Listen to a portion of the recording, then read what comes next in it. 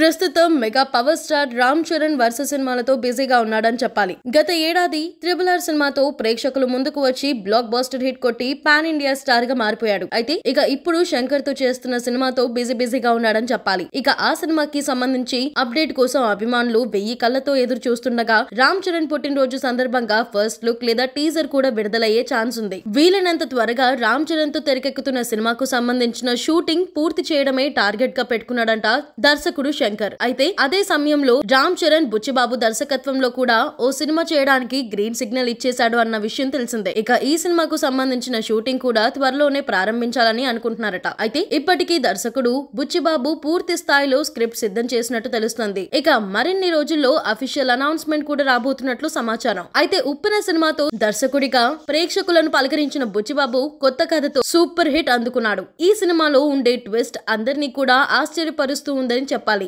అయితే ఇక ఇప్పుడు కూడా బుచ్చిబాబు రామ్ చరణ్ తో చేయబోయే సినిమాలో కూడా ఇలాంటి ఒక బిగ్గెస్ట్ ట్విస్ట్ పెట్టబోతున్నారట. సెకండ్ హాఫ్ లో ఉండే ఒక కీలకమైన క్యారెక్టర్ కోసం విజయ్ సేతుపతిని అనుకుంటున్నట్టు టాక్ వినిపిస్తోంది. రామ్ చరణ్ కూడా ఏకంగా నెగటివ్ షేడ్స్ లో ఉండే పాత్రలో నటించేందుకు విజయ్ సేతుపతి అయితే బాగుంటుందని చెప్పాడట. ఇలా రామ్ చరణ్ సినిమాలో కూడా సేతుపతి పాత్రలో బిగ్ ట్విస్ట్ పెట్టబోతున్నారట బుచ్చిబాబు.